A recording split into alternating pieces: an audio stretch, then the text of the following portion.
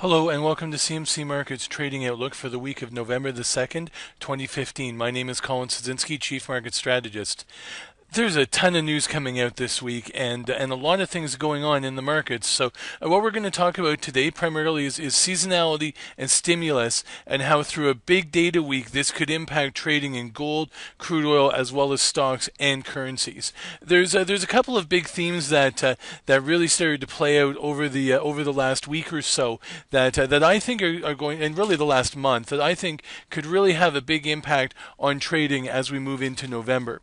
October is historically a transition month where we work our way out of through the end of the weakest time of the year for stocks and into the beginning of what's historically been a stronger time of the year for stocks. We certainly saw that this month. October was one of the best months for stocks in years as they completed double bottoms and triple bottoms for some of the indices, had a big rally. What was even more important was that even in the face of more hawkish news out of the Fed, we still saw markets continue to climb, and we still saw good underlying support at each stage. Markets weren't popping up and coming back; they're popping up and holding higher levels. This is a sign of renewed accumulation. Good for markets. So seasonality for stock markets is starting to turn more favorable, as well as for gold, as well as for crude oil and commodities. So we are into a what has historically been a more bullish time of the year for markets, heading into November, December, and on into the new year. So that's the seasonality side, and then there's the stimulus side. The stimulus side is that we're still looking at central banks, and we're still trying to figure out, have we reached the point of maximum dovishness? Are we actually partway through this easing cycle, or are we getting close to the end of it? There's some signs that suggest we might be actually getting close to the end of it, although we did see some market rallies on the ECB talking about perhaps increasing their stimulus, but this week something we saw from China.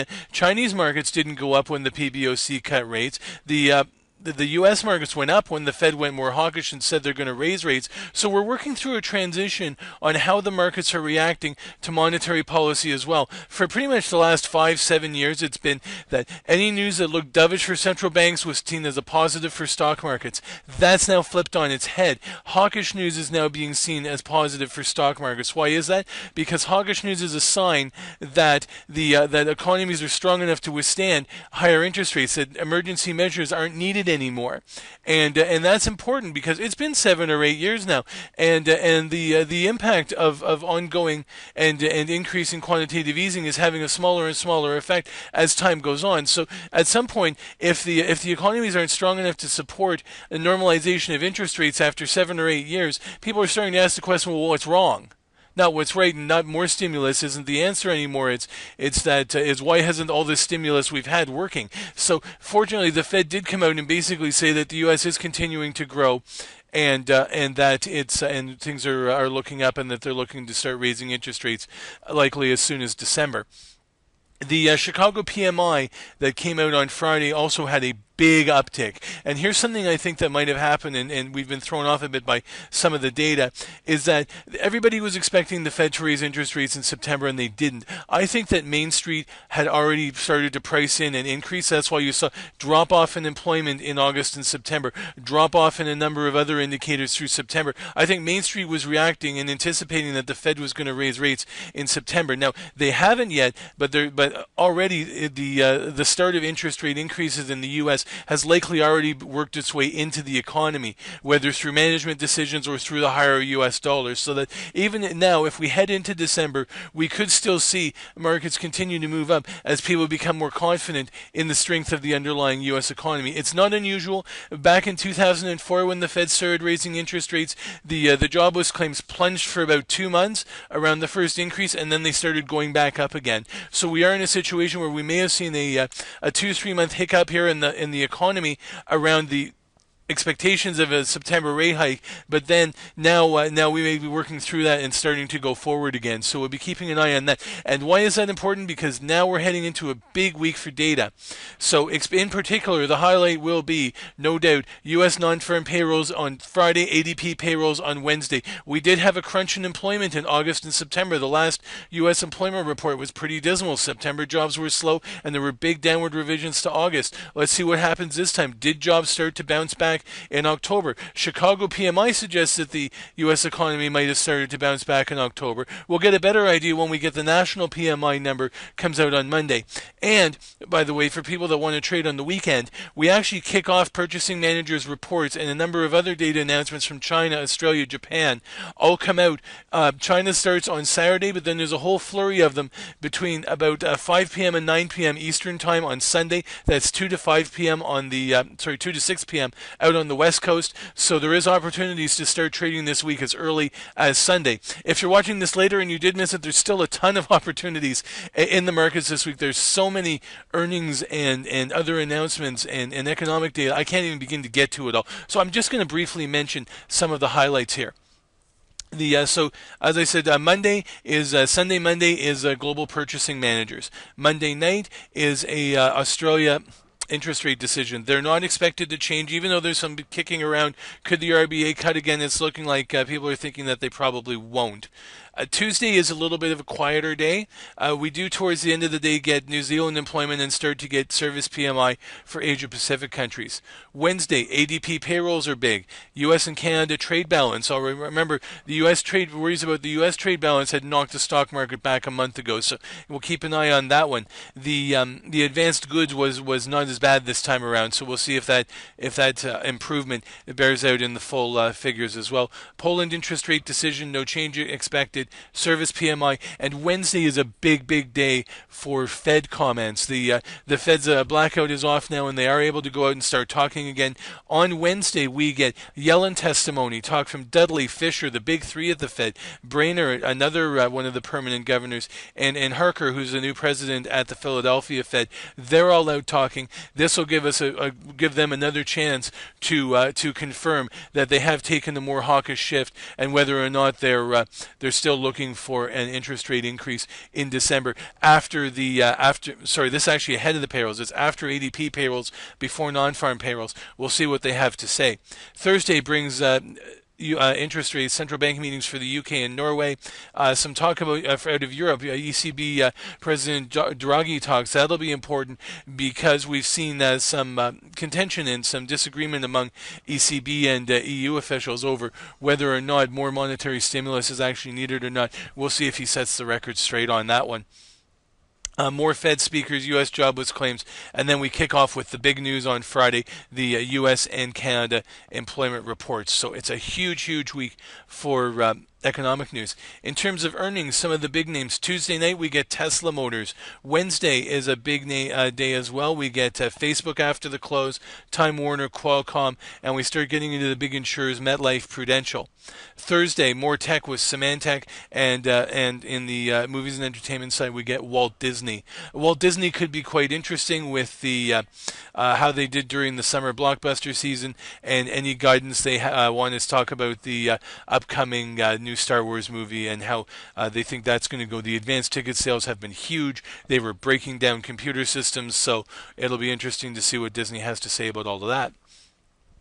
So I want to now just highlight a few markets here. I'm going to start with gold. Gold is quite significant because it's one of the places that is a crucible where a lot of this push and pull and tugs back and forth play out in the gold price, particularly on the monetary side. We during October, in particular, is interesting because we're seeing here we had this big rally at the beginning, earliest part of October, but then markets have been coming off. This was during the point where things were getting more, people were more dovish. They were still thinking that the Fed had done a dovish hold at the September meeting, when, in my opinion, they were trying to do a hawkish hold, and then got subverted by the Dr. Kochelakota's negative interest rate call. But then people were looking for perhaps stimulus out of the Bank of Japan, perhaps stimulus out of the ECB, and we did get a cut out of the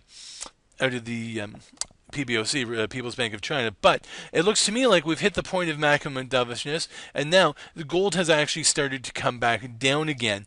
What's been feeling towards the end of the month? Well, some of the ECB, as I said, there's been some more contention on more QE. There's been some of their data has improved. The Bank of Japan, when they had the chance to to bring in new stimulus decided not to do so. The Fed shifted from the perceived dovish hold to a very clear hawkish hold that they could raise rates at the end of the year. It just looks like the pendulum's starting to swing back the other way. A little more hawkishness or even less full-on stimulus out of central banks would help to shore up paper money and could knock gold back a little bit. So we're seeing gold starting to slump here.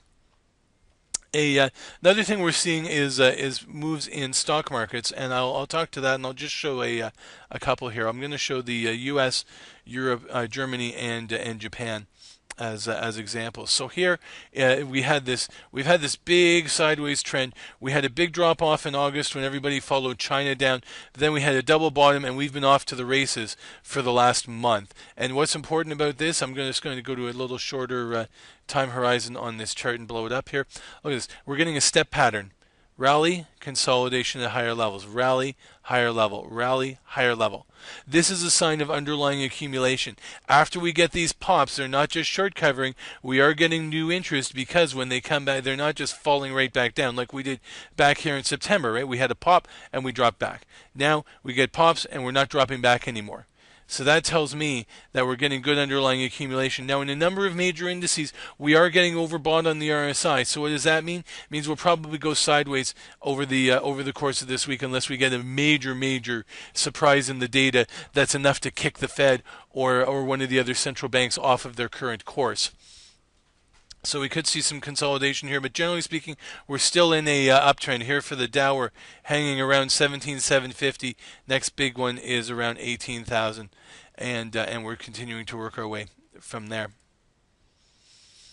The other thing that I wanted to we should note here also on the client sentiment, even though we're still net short, look at these numbers. We're seeing big drops coming down now. There is short covering going on. People are starting to back away from these shorts. Let me just bring up the SPX and we'll see if it's the same sort of story. See, SPX had been, some of these had been almost 100% short, but look at this. The short positions are starting to ease back a little bit. Let's look at the Germany 30 here. Same sort of thing. Look, we've actually gone bullish on net clients. There actually had been a little bit of an increase here on that, but overall, the same sort of thing, right? Big crash in August, retest in September, and now starting to take off again in October. The DAX has run here into a Fibonacci cluster around 10,850. Breaks that, you're looking at 11,000, 115, 120.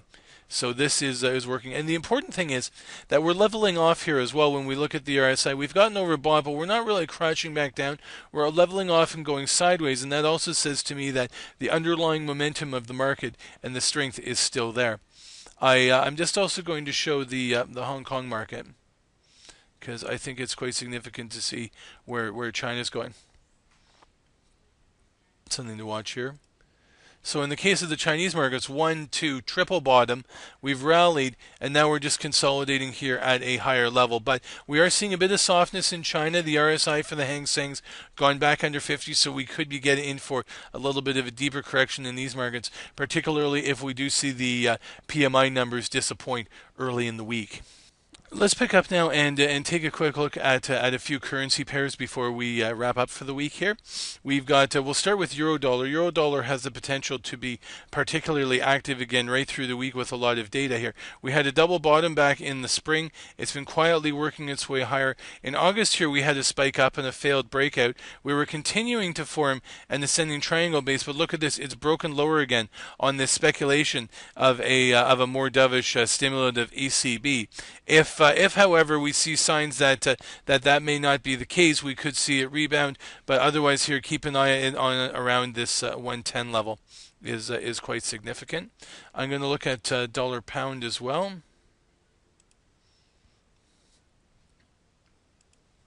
Cable here had a big rally, and it's basically been holding. People are waiting to see when will the UK start raising interest rates as well. That's the lens through which people are looking at UK data these days. It has popped up here towards the end of the week, but basically the trend is still pretty much sideways. I'll take a look at crude oil, and then I'm going to look at dollar CAD. So let's begin with crude here. Crude is another interesting story. What's been driving crude oil lately, particularly Texas, is sentiment towards U.S. demand and U.S. supply. So back here in early October, people were starting to speculate that the U.S. supply could come down next year, send oil up. It had been drifting lower though, sideways to lower when people started speculating that seeing more weak U.S. data coming out, wondering if the Fed would have to hold off on rates until next year, and that drove it down. But then look at this: since the Fed meeting, exploded, and the implied demand component of the DOE energy reports has started to turn as well. But look, we had this big, massive explosion upward, breaking a downtrend. An inside day consolidation now breaking out again. Strong new interest. RSI driving back up above 50. We're looking at heading into a nice upturn. And this vote of confidence we've gotten in the Fed that the U.S. economy is continuing to grow. The Chicago PMI saying things are starting to pick up into the fall. This is quite significant here.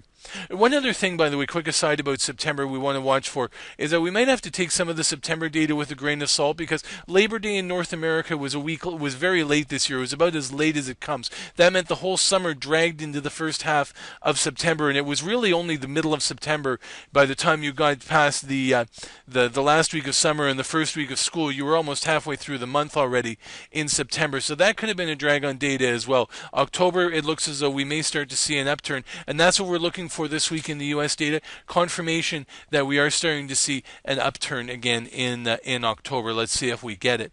Anyways, here bumping up against 46.60, breaks through that. Next resistance near 47.50, and then up here around 49.40 for crude oil. What does that mean for dollar CAD? With crude oil coming up, of course, with this chart, the U.S. dollar CAD going down means CAD's going up, and like we're seeing here with the crude oil rally, we're seeing dollar CAD coming back down quite nicely. And look at this: RSI has broken down below this level here, this 50, to confirm the downturn on dollar CAD. That's quite significant. So we are seeing an emerging downtrend here in dollar CAD as oil recovers, and the election results from Canada were taken positively, with a majority government reducing uncertainty on the political side. So, huge weeks for earnings, huge week for data, huge week for news, potential, and we're going through these seasonal and monetary transitions. So we do have the potential here for some significant action in world markets.